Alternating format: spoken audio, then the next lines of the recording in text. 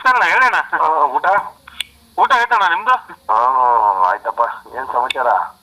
ಏನಿಲ್ಲ ಅಣ್ಣ, ಅದೇ ವಿಷ್ಣು ಸರ್ದು ಇದು ನಡೀತಾ ಇತ್ತಲ್ಲ ಸಮಾಜದ್ದು, ಅದೇ ನೋಡ್ತಾ ಇದ್ದೆ, ವಾರ್ತೆ ಇದೆ. ಏನ್ ಹಿಂಗಾಗ್ಬಿಡ್ತಾನ ಅವ್ರದ್ದು ಪಾಪ. ಏನ್ ಮಾಡ್ತೀಯ, ಉಳ್ಳಾಗಡ್ಡಿ ಬೇಜಾರಾಗತ್ತೆ.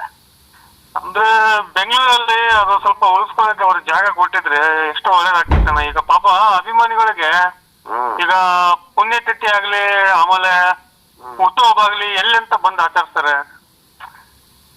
ಏನ್ ಗೊತ್ತಾ ಉಳ್ಳಾಗಡ್ಡಿ, ಹಾ ಅದು ಪುಣ್ಯತಿಥಿ ಮತ್ತೆ ಹುಟ್ಟದಬ್ಬ ಪಾಪ ಮಾಡ್ತಾ ಇದ್ರು, ಅಲ್ಲಿ ಬಂದಿದ್ರು, ಬರ್ತಾ ಇದ್ರು ಪಾಪ, ಹೋಗ್ತಾ ಇದ್ರು. ಬಟ್ ಬೆಂಗಳೂರಲ್ಲಿ ಅಭಿಮಾನಿಗಳು ಏರಿಯಾದಲ್ಲೂ ಸಂಘಟನೆಗಳಿರೋದ್ರಿಂದ ಅವ್ರ ಏರಿಯಾದಲ್ಲಿ ಮಾಡ್ಕೊಂತಾರೆ ಪಾಪ. ಈಗ ಮೈಸೂರ್ಗೆ ಒಂದಷ್ಟು ಜನ ಹೋಗ್ತಾರೆ ಪಾಪ. ಏನ್ ಮಾಡ್ತೀಯ, ಗೂಡ್ಸಿ ಗುಂಡ್ಯಾಂತರ ಮಾಡ್ಬಿಟ್ಟವ್ರಲ್ಲ ಆ ಜಾಗದಲ್ಲಿ ಪಾಪ. ಅಲ್ಲ, ಎಲ್ರೂ ಮೈಸೂರಿಗೆ ಹೋಗಕ್ಕಾಗಲ್ಲ. ಎಷ್ಟೋ ಜನ ಪಾಪ ಇಲ್ಲೇ ಬೆಂಗಳೂರು ಮೂಲ ಸ್ಥಳ, ಇವ್ರನ್ನ ಇಲ್ಲೇ ದಫನ್ ಮಾಡಿದಾರೆ ಅಂತ ಅಲ್ಲಿ ಬಂದು ಹೋಗ್ತಿದ್ರು ಜನಗಳು. ಅಭಿಮಾನಿಗಳಿಗೆ ಒಂದು ಅವಕಾಶ ಇತ್ತಣ್ಣ. ಈಗ ಪಾಪ ಅಲ್ಲಿ ಹೋದ್ರೆ ಈಗ ಏನೂ ಇಲ್ಲ, ಎಲ್ಲ ಖಾಲಿ ಖಾಲಿ ಹೊಡಿತಾರೆ. ಇರ್ಲಿ, ಯಾಕಂದ್ರೆ ವಿಷ್ಣು ಸಾರು ಸತ್ತಿಲ್ಲ, ಅವರು ಸತ್ರೆ ಮಾತ್ರ ಸಮಾಧಿ ಇರ್ತಿತ್ತು. ಈಗ ಅವ್ರು ಬದುಕವ್ರೆ ಅಂತ ತಿಳ್ಕೊಬೇಕು. ಯಾಕಂದ್ರೆ ಕೋಟ್ಯಾಂತರ ಅಭಿಮಾನಿಗಳ ಹೃದಯದಲ್ಲಿ ಜೀವಂತವಾಗವ್ರೆ. ಸತ್ತಿರೋರ್ ತಾನೆ ಸಮಾಧಿ ಮಾಡ್ತಾರೆ. ಅವ್ರು ಬದುಕವ್ರೆ ಅನ್ನೋದಕ್ಕೆ ಪ್ರೂಫ್ ಮಾಡ್ಬಿಟ್ಟವ್ರೆ ಅಷ್ಟೇ. ಇವಾಗ ಅಲ್ಲ, ಬದುಕವ್ರು ಅನ್ನೋದಕ್ಕೆ ಪ್ರೂಫ್ ಮಾಡೋದಕ್ಕಣ ಸಮಾಧಿನೇ ಬೇಡ ಅಂತ ತೆರವು ಮಾಡ್ಬಿಟ್ಟವ್ರೆ. ತಿಳ್ಕೊಬೇಕಪ್ಪ. ಈಗ ಎಲ್ರಿಗೂ ಸಿಗೋ ಗೌರವ ಇವ್ರಿಗೂ ಸಿಗ್ಬೇಕಾಗಿತ್ತಣ್ಣ. ಎಲ್ರಿಗೂ ಪ್ರಶಸ್ತಿ ಸಿಗೋದು ಇವ್ರಿಗೆ ಸಿಗ್ಬೇಕಾಗಿತ್ತು. ಯಪ್ಪ ಪಾಪ ಬದುಕಿದಾಗೂ ನೆಮ್ಮದಿ ಇರ್ಲಿಲ್ಲ ಪಾಪ. ಈಗ ಸತ್ಮೇಲೆ ಅವ್ರಿಗೆ ಇದೇ ತರ ಆಗ್ಬಿಡ್ತ ಅಂತ ಬಹಳ ಬೇಜಾರಾಗ್ತದ. ಅದು ಏನು ಮಾಡಕ್ಕಾಗಲ್ಲ. ಸುದೀಪ್ ಸರ್ ಸ್ಪಂದಿಸಿದ್ದಾರೆ. ಅದೇ ಈಗ ಸುದೀಪ್ ಅವರು ಪಾಪ ಅವಾಗ್ಲಿಂದಲೂ ಪಾಪ ಒಬ್ರು ಅಭಿಮಾನಿಯಾಗಿ ಅವ್ರು ಹೇಳಿದ್ದಾರೆ. ಒಂದೆರಡು ಬಾರಿ ಪಾಪ ಮುಖ್ಯಮಂತ್ರಿಗಳನ್ನೂ ಭೇಟಿ ಮಾಡಿದ ಉದಾಹರಣೆ ಇದೆ ಪಾಪ. ಮಾಡಿದ್ದಾರೆ. ಅದೆಲ್ಲ ಮಾಡವ್ರೆ. ಅದೇ ಆ ತರದ್ದು ಒಂದು ಬೆರಳು ಎಣಿಕೆ ಜನ ನಮಗೆ ವಿಷ್ಣು ಸರ್ ಒಂದು ಸ್ಮಾರಕಕ್ಕೋಸ್ಕರ, ಪುಣ್ಯ ಭೂಮಿಗೋಸ್ಕರ ಮನೇಲಿ ಕುತ್ಕೊಂಡು ವಿಡಿಯೋ ಮಾಡೋ ಬದಲು ಹೊರಗಡೆ ಬಂದು ಅವ್ರು ಸ್ಪಂದಿಸಿದ್ರೆ ಎಷ್ಟೋ ಬೇಕಷ್ಟು ಅನುಕೂಲ ಆಗುತ್ತೆ. ಅಭಿಮಾನಿಗಳಿಗೆ ಧೈರ್ಯ ಬರುತ್ತೆ. ಮನೇಲಿ ಕುತ್ಕೊಂಡ್ಬಿಟ್ಟು ವಿಡಿಯೋ ಮಾಡ್ಬಿಟ್ಟು ಅವ್ರು ವಿಡಿಯೋ ಅಪ್ಲೋಡ್ ಮಾಡಿದ್ರೆ ಅದು ಯಾರಿಗೆ ಅರ್ಥ ಆಗುತ್ತೆ? ಏನ್ ಗೊತ್ತಾ, ಈಗ ವಿಡಿಯೋನಾರು ಮಾಡ್ಲಿ, ಅವರು ಡೈಲಾಕಾರು ಹೊಡೀಲಿ. ಈ 16 ವರ್ಷ ಆಯ್ತು ಅವ್ರು ವಿಷ್ಣು ಸರ್ ತೀರ್ಕೊಂಡು. ಹೌದು, ಇದು ಸೆಪ್ಟೆಂಬರ್ 16 ವರ್ಷ. ಈ ಒಂದು ವಿಡಿಯೋಸ್ ಅವೆಲ್ಲ 16 ವರ್ಷದಲ್ಲಿ ಅದೆಷ್ಟು ಜನ ಪುಣ್ಯಾತ್ಮರು ಮಾಡಿದ್ರಪ್ಪ? ಯಾರು ಮಾಡಿಲ್ಲ. ಪುಣ್ಯಾತ್ಮ ಎರಡು ವಿಡಿಯೋಸ್ಗಳು ನೋಡ್ದೆ. ನನ್ನ ಜಾಗದಲ್ಲಿ, ನನ್ನ ಒಂದು ಜಮೀನಲ್ಲಿ ಜಾಗ ಕೊಡ್ತಾ ಇರ್ಲಿಲ್ವಾ ಅಂತ ಇವತ್ತು ತೆರವು ಮಾಡಿದ್ಮೇಲೆ ಹೇಳ್ತಾವ್ರೆ. 16 ವರ್ಷ ಬಿದ್ದಿತ್ತಲ್ಲಪ್ಪ, ಅವಾಗ ಯಾರು ಅನ್ಲಿಲ್ಲ. ಅಲ್ಲಿ ನೆನಗುದಿಗ್ ಬಿದ್ದಿತ್ತು. ಜಾಗಕ್ಕೋಸ್ಕರ ನಾವು ಎಷ್ಟು ವರ್ಷ ಹೋರಾಟ ಮಾಡಿದ್ವಿ ನಾವು. 2011ರಿಂದ ಹೋರಾಟಗಳನ್ನ ಸ್ಟಾರ್ಟ್ ಮಾಡಿದ್ರಿ. ಹತ್ರ ಮನವಿ ಮಾಡ್ಕೊಂಡು, ಸರ್ಕಾರಕ್ಕೆ ಮನವಿ ಮಾಡ್ಕೊಂಡು, ಜಾಗ ಕೊಡಿ ಅಂತ ಕೇಳಿದಾಗ ಎಲ್ಲೋಗಿದ್ರು ಇವರೆಲ್ಲ? ಯಾರು ಬರ್ಲಿಲ್ಲ. ಇವ್ರಿಗೆ ಯಾರಿಗೂ ಜಮೀನ್ಗಳು ಇರ್ಲಿಲ್ವಾ? ಇತ್ತು. ಅವತ್ ಯಾರಿಗೂ ಇವ್ರಿಗೆ ಜಾಗಗಳು ಇರ್ಲಿಲ್ವಾ? ಇತ್ತು. ಅವತ್ ಯಾಕೆ ಯಾರು ಮುಂದೆ ಬರ್ಲಿಲ್ಲ? ಇವತ್ ಬಂದವ್ರೆ ಎಲ್ಲರೂ ಡೈಲಾಗ್ಗಳು ಹೊಡಿತಾವ್ರಲ್ಲಪ್ಪ. ಜಮೀನ್ಗಳಿತ್ತು, ನಾನ್ ಸ್ವಲ್ಪ ಹೃದಯದಲ್ಲಿ ಜಾಗ ಕೊಟ್ಟಿದ್ವಿ, ಅವ್ರಿಗೆ ಜಮೀನಲ್ಲಿ ಸ್ವಲ್ಪ ಜಾಗ ಕೊಡ್ತಿರ್ಲಿಲ್ವಾ? 16 ವರ್ಷ ಆದ್ಮೇಲೆ ಯಾಕೆ ಯಾಕೆ ಯಾರ ಬಾಯಿನ ಬರ್ಲಿಲ್ಲ? ಅಭಿಮಾನಿಗಳು ಕೊಡ್ತೀನಿ ಅಂತ ಹೇಳಿದ್ರು. ಅಭಿಮಾನಿಗಳು ನನ್ನ ಜಮೀನ್ ಕೊಡ್ತೀನಿ ಅಂದಿದ್ರು, ನನ್ನ ಜಾಗ ಕೊಡ್ತೀನಿ ಅಂತ ಹೇಳಿದ ಉದಾಹರಣೆಗಳದೆ. ಯಾರ್ಯಾರು ಜಾಗ ಕೊಡ್ತೀನಿ, ಜಮೀನ್ ಕೊಡ್ತೀನಿ ಅಂತ ಇವಾಗ ಹೇಳ್ತಾವ್ರ, ಗೂಡ್ಸಿ ಗುಂಡೆ ಅಂತ ಮಾಡಿದ್ಮೇಲೆ ರೀ, ಊರ್ ಕೊಳ್ಳೆ ಹೊಡೆದ್ಮೇಲೆ ಊರ್ ಬಾಗಿಲು ಹಾಕೋದು ಏನ್ರಿ ಪ್ರಯೋಜನ? ಈಗ ಏನ್ರಿ, ಯಾರಕ್ಕೆ ಬೇಕು ನಿಮ್ ಜಮೀನು?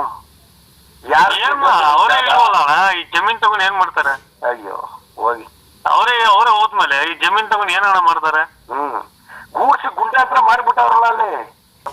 ಅಲ್ಲಿ ಸರ್ಕಾರಗಳು, ಅಂದಿನ ಸರ್ಕಾರ ತುಂಬಾ ಆಲೋಚನೆ ಮಾಡ್ಬೇಕಾಗಿತ್ತು. ಒಬ್ರು ಮೇರು ನಟರನ್ನ ಅಲ್ಲೋಗಿ ಮಾಡ್ಬೇಕಾಗಿತ್ತು. ಅಲ್ಲ,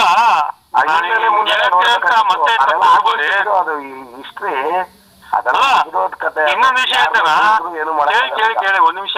ಒಬ್ಬ 200 ಸಿನಿಮಾ ಮಾಡಿದ ಒಬ್ಬ ಕನ್ನಡದ ಕಲಾವಿದನ್ಗೆ ಇವರು ಕಲಾ ಸೇವೆ ಮಾಡಿದಕ್ಕೆ ಅಗೌರವ ತಂದು ಕೊಡ್ತಾ ಇದ್ರಣ್ಣ.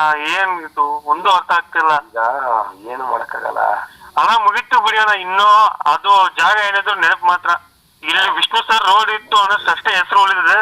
ಬಟ್ ಒಂದಂತೂ ಏನೇ ಮಾಡ್ಲಿ 14 ಕಿಲೋಮೀಟರ್ ರಸ್ತೆ ದಾಖಲೆ ಆಗಿ ಉಳ್ಕೊಂಡ್ಬಿಡ್ತಲ್ಲ. ಇವತ್ತು ಯಾವ್ದು ಮಾಲ್ ಬರ್ಬೋದು, ಆ ಮಾಲ್ ಡಾಕ್ಟರ್ ವಿಷ್ಣುವರ್ಧನ್ ರಸ್ತೆನೇ ಇರೋದು. ಅಲ್ಲಿ ಯಾವ್ದೇ ಒಂದು ದೊಡ್ಡ ಬಿಲ್ಡಿಂಗ್ ಬರ್ಬೋದು, ಹೌದೌದು, ಅದು ಡಾಕ್ಟರ್ ವಿಷ್ಣುವರ್ಧನ್ ರಸ್ತೆನೇ ಬರೋದು. ಸಾಕ್ ಬಿಡು, ಏನ್ ಮಾಡಕ್ಕಾಗತ್ತೆ. ಇನ್ನೊಂದು ವಿಷಯ ಗೊತ್ತಾ, ಒಂದು ವಿಷಯ ಗೊತ್ತಾ, ಈಗ ಸುದೀಪ್ ಅವ್ರ ಬಗ್ಗೆ ಚರ್ಚೆ ಮಾಡಿದೆ. ಸ್ವಾತಿ ಮುತ್ತು ಅನ್ನೋ ಒಂದು ಚಿತ್ರೀಕರಣ ಸಮಯದಲ್ಲಿ ಅಭಿಮಾನ್ ಸ್ಟುಡಿಯೋನಲ್ಲಿ ಏನು ಇವತ್ತು ಕಾರ್ತಿಕ್ ಇದ್ದಾನೆ ಪುಣ್ಯಾತ್ಮ, ಅವರ ತಾತ ಕನ್ನಡದ ಮೇರು ನಟ ಬಾಲಣ್ಣ ಮತ್ತು ಬಾಲಣ್ಣನವರ ಶ್ರೀಮತಿ ಅವರ ಒಂದು ಸಮಾಧಿ ಬಾಲಣ್ಣನ ಸ್ಟುಡಿಯೋನಲ್ಲಿ ಇತ್ತು. ಅದು ಒಂಥರ ದುರಸ್ತಿ ವ್ಯವಸ್ಥೆಯಲ್ಲಿ ಇತ್ತು. ಅಲ್ಲಿ ಆ ಸಮಾಧಿನ ಕಟ್ಸ್ಕೊಟ್ಟಿದ್ ಯಾರು ಗೊತ್ತಾ?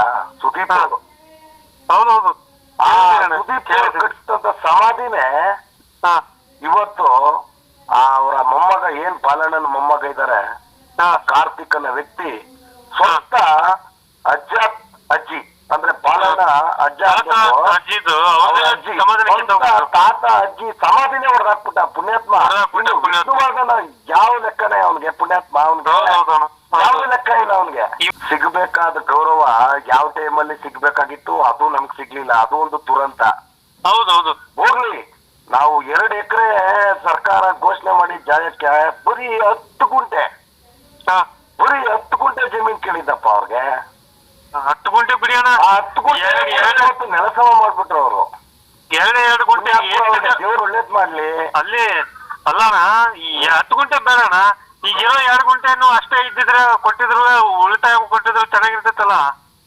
ಹೋಗ್ಲಿ ಬಿಡು, ಹೋಗ್ಲಿ, ದೇವ್ರು ಒಳ್ಳೇದ್ ಮಾಡ್ಲಿ. ಯಾವತ್ತು ನೋಡಪ್ಪ, ಹಾಲ್ ಕುಡ್ದ ಮಕ್ಳೇ ಬದುಕ್ತಾ ಇಲ್ಲ.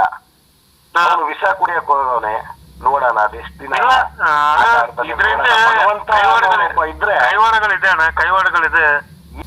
ಆ ಜಾಗದ ಮೇಲೆ ಬೇಜಾನ್ ಜನ ಕಣ್ಣು ಹಾಕಿದ್ರು. ಅವ್ರು ದೇವ್ರು ಒಳ್ಳೇದ್ ಮಾಡ್ಲಿ. ಅಲ್ಲಿ ಸೆಂಟರ್ ಆಫ್ ಅಟ್ರಾಕ್ಷನ್ ಇದ್ದದ್ದೇ ಡಾಕ್ಟರ್ ವಿಷ್ಣುವರ್ಧನ್ ಅವರು. ಅಭಿಮಾನ್ ಸ್ಟುಡಿಯೋ ಅಷ್ಟು ಪಾಪ್ಯುಲಾರಿಟಿ ತಗಂತು ಅಂದ್ರೆ ಇವರು ಅಲ್ಲಿ ಒಂದು ಅಂತ್ಯ ಸಂಸ್ಕಾರ ಆದ್ಮೇಲೆ ಅಷ್ಟೊಂದು ಪಾಪ್ಯುಲಾರಿಟಿ ಸಿಕ್ತು ಅಭಿಮಾನ್ ಸ್ಟುಡಿಯೋ. ಯಾರು ಹೋಗ್ತಿದ್ರಣ್ಣ ಅಭಿಮಾನ್ ಸ್ಟುಡಿಯೋಗೆ? ಯಾರು ಹೋಗ್ತಿರ್ಲಿಲ್ಲ ಅಲ್ಲಿ. ಆ ಕಡೆ ಎಲ್ಲಿತ್ತಪ್ಪ ಶೂಟಿಂಗ್ ಹೋಗ್ತಿರ್ಲಿಲ್ಲ. ಲಾಸ್ಟ್ ನನ್ ಪ್ರಕಾರ ಯಾವ್ದೋ ಒಂದು 2-3 ಸಿನಿಮಾ ಮಾಡಿರ್ಬೋದು ಅಷ್ಟೇ. ಅದಾದ್ಮೇಲೆ ಇವಂದು ರಕ್ಷಿತ್ ಶೆಟ್ಟಿ ಇದು ಮಾಡಿದ್ರಣ್ಣ. ಹೌದು, ಶ್ರೀಮನ್ನಾರಾಯಣ ಸೆಟ್ ಶ್ರೀಮನ್ನಾರಾಯಣ ಸೆಟ್ ಹಾಕಿದ್ರಲ್ಲ, ಅದೇ ಲಾಸ್ಟ್. ಅದಾದ್ಮೇಲೆ ಯಾವ್ದು ಮಾಡಿಲ್ಲ, ಯಾವ್ದು ಮಾಡಕ್ಕೆ ಹೋಗ್ಲಿಲ್ಲ ಸಿನಿಮಾ ಶೂಟಿಂಗು. ಅದಾದ್ರೂ ಬಾಡಿಗೆ ಬರ್ತದ ಅಪ್ಪನಿಗೆ ಟಿಕಾ ಮುಚ್ಕೊಂಡಿದ್ರೆ ಅದನ್ನೇ ಕಳ್ಕೊಂಬಿಟ್ಟ ಅಲ್ಕ ನನ್ ಮಗ. ಏನಿಲ್ಲ, ದುಡ್ಡಿನ ದುರಾಸೆ ಅಲ್ಲ ಬಾಡಿಗೆ ಬಿಟ್ಟಿದ್ರೆ ಲಕ್ಷಾಂತರ ರೂಪಾಯಿ ಬಾಡಿಗೆ ಬರೋದು. ಅವ್ರು ಇವರು ಚೆನ್ನಾಗಿ ಬ್ರೈನ್ ವಾಶ್ ಮಾಡ್ಬಿಟ್ರು. ಸರಿನಾ? ಈ ಏನು ಇವ್ರದ್ದು ಆ ಸಮಾಧಿ ಜಾಗ ಇದ್ರೆ ಅವ್ರಿಗೆ ಅನಾನುಕೂಲ ಅಂತ ಗೊತ್ತಾಯ್ತು. ಅವ್ರ ಅನುಕೂಲಕ್ಕೆ ಏನ್ ಬೇಕಾದ್ ಮಾಡ್ಕೊಂಡವ್ರೆ. ಅವ್ರ ಭಗವಂತ ಒಳ್ಳೇದ್ ಮಾಡ್ಲಿ. ಕಿರಣ್, ನಾವು ಅಭಿಮಾನಿಯಾಗಿ ಒಬ್ಬರು ಹೋರಾಟಗಾರನಾಗಿ ನಾನು ಎಷ್ಟು ಹೋರಾಟಗಳು ನಾವು ಮಾಡಿದ್ವಿ ಅನ್ನೋದು ನೀನು ಪ್ರತ್ಯಕ್ಷವಾಗಿ ನೋಡಿದ್ಯಾ? ಸಾಕಷ್ಟು ಹೋರಾಟಗಳಿಗೆ ಪಾಪ ಬಂದಿದ್ದೆ ನೀನು. ಬಂದಿದ್ದೀನಣ್ಣ. ಅಲ್ವಾ? ಬಂದಿದ್ದೀನಿ. ಏನ್ ಮಾಡ್ತೀಯ? ಅಷ್ಟೊಂದು ಹೋರಾಟಕ್ಕೆ ನಮ್ಗೆ ಫಲ ಸಿಗ್ಲಿಲ್ಲ. ನಮ್ ದುರದೃಷ್ಟ. ನಾನು ಅವ್ರ ಬದುಕಿದಾಗ ನೋಡಕ್ಕೆ ಆಗ್ಲಿಲ್ಲ. ವಿಷ್ಣು ಸರ್ ನಾನು ನೋಡ್ಲೇ ಇಲ್ಲ ಅಣ್ಣ. ಒಂದ್ಸಲನೂ ನೋಡೋ ಅವಕಾಶ ಸಿಗ್ಲಿಲ್ಲ. ಒಣ ಪಕ್ಷ ಸತ್ಮ್ಯಾಗ ಅವ್ರದ್ದು ಇದು ಸಮಾಧಿ ನೋಡಕ್ ಅದೊಂದು ಅವಕಾಶ ಇತ್ತು. ಯಾವಾಗಾದ್ರೂ ನೋಡಿ ಸಂತೋಷ ಪಡ್ತಿದ್ವಿ. ಈಗ ಅದು ಹೋಯ್ತಣ್ಣ. ಇಲ್ಲ, ಇವ್ರಿಗೆ ಆದಂತ ಅನ್ಯಾಯ ಯಾವ ನಟರಿಗೂ ಆಗಿಲ್ಲ. ಇಂಡಿಯಾದಲ್ಲಿ ವರ್ಲ್ಡ್ ಯಾರಿಗೂ ಆಗಿಲ್ಲ. ಅದು ಸತ್ಯವಾದ ಮಾತು. ಇವ್ರಿಗೆ ಆಗಿರೋ ಅನ್ಯಾಯನ ಬೇರೆ ಯಾವ ನಟರಿಗೂ ಆಗ್ಲಿ, ಇಂಡಿಯಾದಲ್ಲಿ ಆಗಿಲ್ಲ, ವರ್ಲ್ಡ್ ಅಲ್ಲೇ ಯಾರಿಗೂ ಆಗಿಲ್ಲ. ಚಾನ್ಸೇ ಇಲ್ಲ. ಆಗಿಲ್ಲ. ಯಾರಿಗೂ ಆಗೋದ್ ಬೇಡ. 5-10 ಸಿನಿಮಾ ಮಾಡೋರ್ಗೆ ಎಂತೆಂತ ಗೌರವ ಕೊಡ್ತಾರೆ ಇವಾಗ ಜಸ್ಟ್ ರೀಸೆಂಟ್ಲಿ ಇನ್ನೂ ಸಿನಿಮಾ ಮಾಡಿದಂತ ಪಾಪ ದೊಡ್ಡ ಮೇರ್ ನಟರಿಗೆ ಈ ತರ ಆಗ ಒಂದು ಸಮಾಧಿನೂ ಉಳ್ಸೋಕೆ ಇವರು ಆಗ್ತಾ ಇಲ್ಲ ಅಂದ್ರೆ ಏನು ಈ ತರ ಆಗ್ಬಿಟ್ರೆ ಕಷ್ಟ ಅಣ್ಣ ತುಂಬಾ. ಅದು ಸರ್ಕಾರಗಳು ನಾಚಿಕೆ ಪಡ್ಬೇಕು. ಸರ್ಕಾರ ಮನಸ್ಸು ಮಾಡಿದ್ರೆ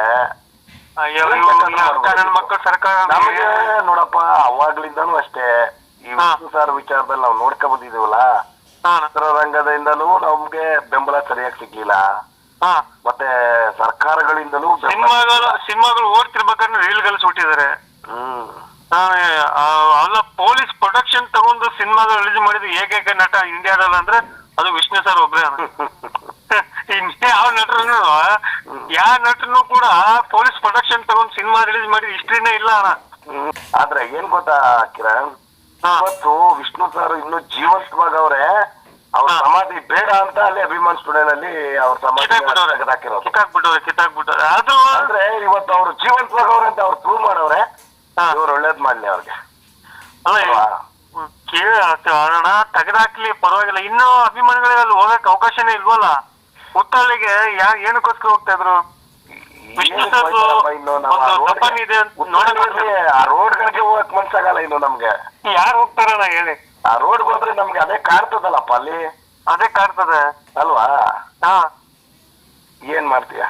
ನಾನು ಅಲ್ಲಿ ಇರೋ ಗಂಟ ಬೆಂಗಳೂರಲ್ಲಿ ಇರೋ ಗಂಟನು ಹೋದೆ ಅಣ್ಣ. ಅವ್ರದ್ದು ಆಶೀರ್ವಾದ ತಗೊಂಬಂದೆ. ನೀವು ಅಲ್ಲಿ ಏನು ಉಳಿದಿಲ್ಲ ನಾವು ಹೋಗಕ್ಕೆ. ಎಲ್ಲಿ ಹೋಗ್ಬೇಕು ನಾವು ಇನ್ನು? ಹೋಗಕ್ಕೆ ಒಂಥರ ಬೇಜಾರಾಗುತ್ತೆ ಅಣ್ಣ. ಕೇಳಿದ್ರೆ ಬೇಜಾರು. ಪಾಪ ಇಂತ ಒಳ್ಳೆ ಮನುಷ್ಯ ಎಲ್ಲಿ ಸಿಗಲ್ಲ ಅಣ್ಣ ಬಿಡಿ. ಓಕೆ ಓಕೆ ಕಿರಣ್, ಊಟ ಮಾಡ್ದ ಕಿರಣ್? ಆಯ್ತಣ್ಣ, ನಿಮ್ದಣ್ಣ? ಆಯ್ತು Kiran. Okay Kiran, good night, bye. Good night.